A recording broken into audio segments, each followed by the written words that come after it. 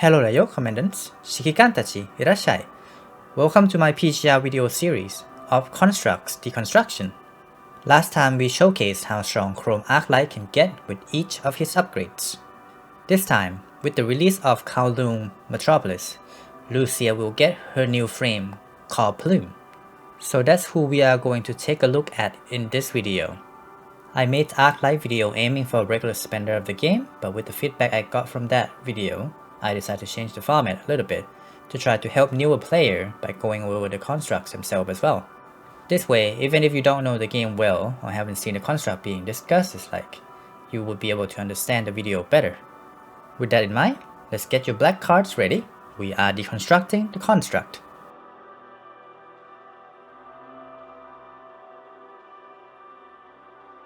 With Kowloon Metropolis release, Lucia got herself a brand new frame capable of dealing massive amount of ice damage.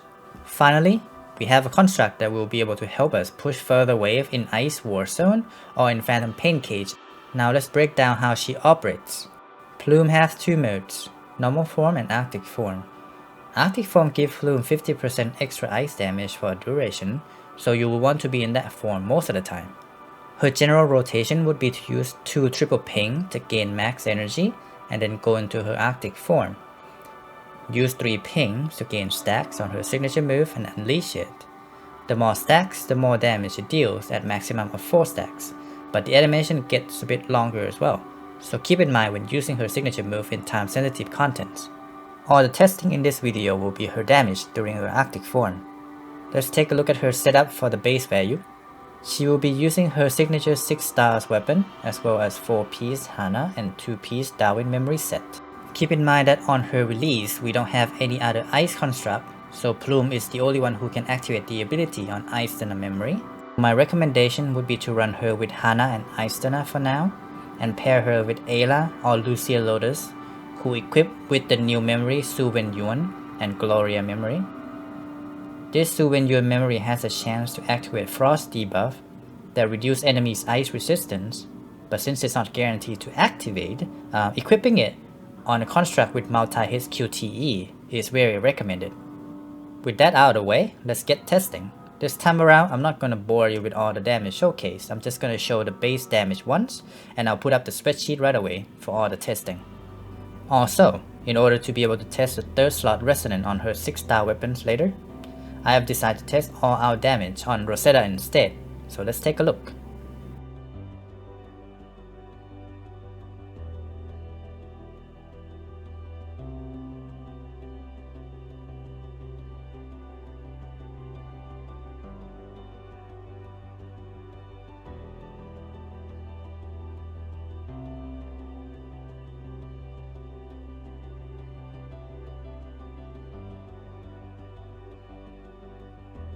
This hit is what we are using for red orb.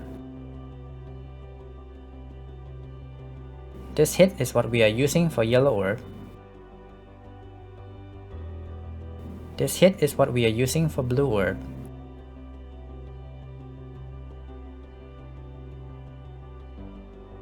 And signature move just hit once, so here it is. Now let's compare those numbers to 5-star fully resonant weapon and each individual resonant on her 6-star weapon. From these testings, we can see that her signature weapon performs significantly better than 5-star weapon, and the 3rd slot resonant also does quite well. Also, I need to mention that her signature move number may be inconsistent at around plus or minus 5% due to the fact that it's really hard to fit Darwin or the 3rd slot resonant buff into her signature hit. That's why we see a 5% lower on her 3rd resonant testing that I didn't notice what it was until it was already too late, unfortunately. Next, we gotta talk about her passive upgrades from her evolution a bit before I show you the numbers. Her double S evolution unlocked her passive Stone Freeze. For 8 seconds after getting hit by her blue orbs, enemy takes 10% more damage. Pretty simple. Just use the blue to do more damage, but since her signature does the most damage in her kit, it is recommended to use blue orbs just before you activate her signature if you can do it. Keep in mind that her signature activation takes time at max stack, so don't activate blue too early. Her Triple S evolution passive, Raven Zero, may seem simple. faster stacks for her signature, and more damage. But keep in mind that at her max stack, signature animation is a bit longer than her non-max one. If you are going to overkill, make sure you don't lose time by being stuck in her animation, and try to use her signature before it gets max stacks. 3 stacks probably. Extra orb damage is nice, so yeah, there's that. In later patch, this passive get a rework to have another option to toggle between. Instead of starting with the full energy and 2 stacks 5% orb damage, the other option will be to start with max energy but no stack and 10% orb damage. And lastly, her S Plus evolution unlock Ivory Album, which give her 20% ice damage during her Arctic form, a very straightforward buff. Now let's see how she does with this new passive abilities. With that, all the testing is done, and here are the results. To be honest with you, increments aren't that exciting to me. While the percentile doesn't look that impressive, Plume herself already does massive amount of damage compared to other constructs in the game. Her S passive adds a decent amount of damage, but only after hitting the enemy with her blue orb.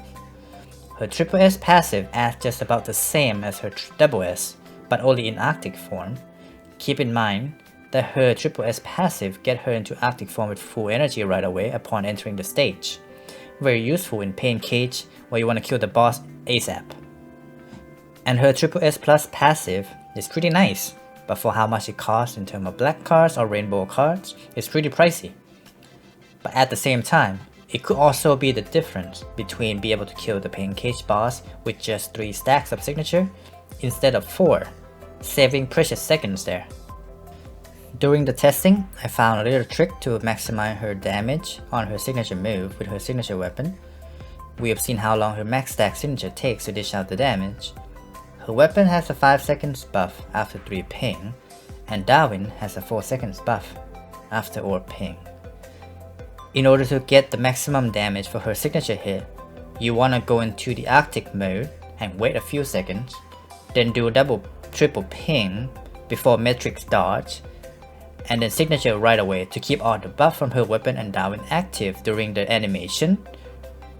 The timing is very tight for about 5% damage gain, so don't worry too much about it. In conclusion, her signature weapon performed quite well over 5-star weapons. I recommend free to play or Dolphin with leftover black card to get her weapon at least. Her S rank can be farmed through Pain Cage for a decent upgrade. For Dolphin or Small Whales, first upgrade would be the 2nd Resonance and maybe the 3rd slot if you are able.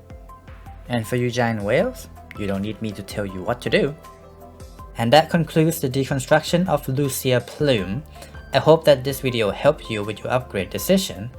If you have any questions, please leave them in the comment section below and let me know if you have any particular construct you would like to see next. If you find this video helpful, please consider giving this video a like, subscribe to the channel and ring that bell icon, all that fun stuff. I also stream daily on Twitch at twitch.tv/demondio. Please stop by sometimes if you are able. Thank you. I'll see you again in the next video. Deva, mata ne. Bye bye.